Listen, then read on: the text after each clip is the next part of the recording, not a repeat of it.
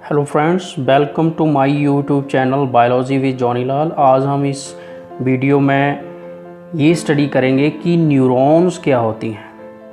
Neurons जो कि हमारे नर्वस सिस्टम की स्ट्रक्चरल और फंक्शनल इकाई या यूनिट बोल सकते हैं हम होती हैं, और अकेले ब्रेन में ही नर्वस सिस्टम का जो सबसे इम्पोर्टेंट पार्ट है ब्रेन, मस्तिष्क, उसमें ही तकरीबन 86 बिलियन न्यूरॉन्स पाई जाती हैं। और ये जो न्यूरॉन्स हैं ये हमारे बॉडी की सबसे लंबी सेल्स होती हैं, सबसे लंबी कोशिकाएं होती हैं। और इन कोशिकाओं की एक खासियत है कि ये विभाजित नहीं होती, यानी कि इनमें डिवीज़न नहीं होती है। तो जैसे जैसे एज हमारी बढ़ती है, आयु बढ़ती है, तो इनका नंबर हमारी बॉडी में कम होता जाता है। सिर्फ हमारे नोज़ की जो एपिथेलियम है उसकी न्यूरॉन्स ही डिवाइड कर सकती हैं, यानी कि उनमें विभाजन हो सकता है। केवल बाकी बॉडी के बाकी पार्ट में जो न्यूरॉन्स होती हैं वो डिवाइड या विभाजित नहीं होती हैं। अब ये जो न्यूरॉन्स हैं ये हमारी बॉडी में क्या काम करती हैं? इनका काम है मैसेजेस को रिसीव करना और ट्रांसमिट करना। ये संदेशों को जैसे कि सेंस ऑर्गन से रिसीव करके ब्रेन की तरफ, मस्तिष्क की तरफ, या ब्रेन और मस्तिष्क से इफेक्टर ऑर्गन जिसे हम मसल्स और ग्लैंड बोल सकते हैं। तो यानी कि ये हमारे बॉडी में संदेश वाहक हैं जो हमारे सेंस ऑर्गन जैसे कि आईज़, ईयर्स, नोज़, टंग, स्किन, उनसे इंफॉर्मेशन कलेक्ट करके ब्रेन को देती हैं, और ब्रेन से इंफॉर्मेशन कलेक्ट करके इफेक्टर ऑर्गन जो कि मसल और ग्लैंड्स हैं। अगर इन्फॉर्मेशन मसल को आएगी तो मसल मूवमेंट करेंगे, अगर इन्फॉर्मेशन ग्लैंड्स को आएगी तो ग्लैंड सेक्रीशन करेंगी।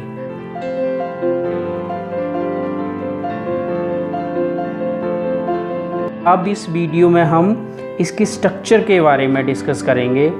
तो इसकी जो स्ट्रक्चर है उसमें दो इम्पोर्टेंट पार्ट हैं, एक साइटोन और दूसरा प्रोसेसेस दो तरह की हैं, डेंड्राइट्स एंड एक्सोन। तो सबसे पहले हम साइटोन की बात करते हैं। साइटोन जो कि आपको यहाँ पे पेंटागनल टाइप स्ट्रक्चर या पोर्शन नज़र आ रहा है, उसे हम साइटोन या फिर सेल बॉडी बोल सकते हैं, जिसमें सबसे बाहर वाली जो लेयर है प्लाज्मा मेम्ब्रेन है। अब इस केस में उसे हम न्यूरेलीमा बोल सकते हैं, और जो बीच में साइटोप्लाज्म है उसे हम न्यूरोप्लाज्म बोल सकते हैं। इस केस में सेंटर में आपको टिपिकल यूकैरियोटिक न्यूक्लियस नज़र आएगा, जिसमें न्यूक्लियर एनवेल्प, न्यूक्लियोप्लाज्म, न्यूक्लियोलस और क्रोमैटिन प्रेजेंट होता है। इसमें आपको गोल्गी कॉम्प्लेक्स, माइटोकॉन्ड्रिया भी नज़र आएंगे जो कि एक टिपिकल यूकैरियोटिक सेल में भी प्रेजेंट होते हैं। और न्यूक्लियस के अराउंड जो आपको यहाँ पे ब्लू कलर में जो स्ट्रक्चर नज़र आ रही हैं इन्हें हम नीजल ग्रेन्यूल्स या बॉडीज़ बोलते हैं। ये प्रोटीन सिंथेसिस का काम करती हैं और एंडोप्लाज्मिक रेटिकुलम की मॉडिफिकेशन होती हैं।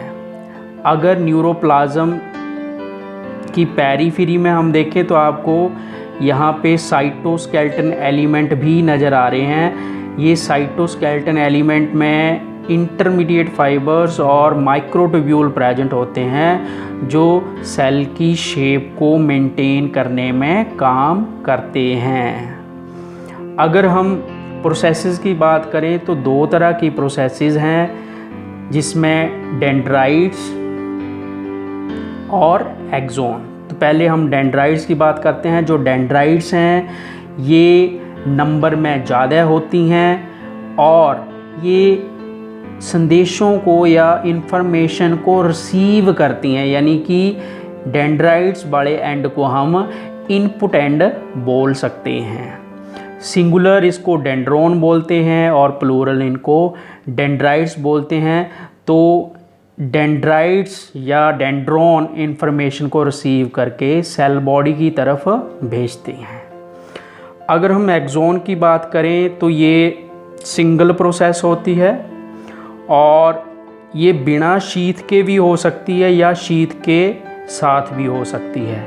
अगर एक्सोन के ऊपर शीथ प्रेजेंट हो तो उस न्यूरॉन को हम माइलिनेटेड न्यूरॉन्स बोलते हैं, और अगर शीथ ना हो तो नॉन माइलिनेटेड।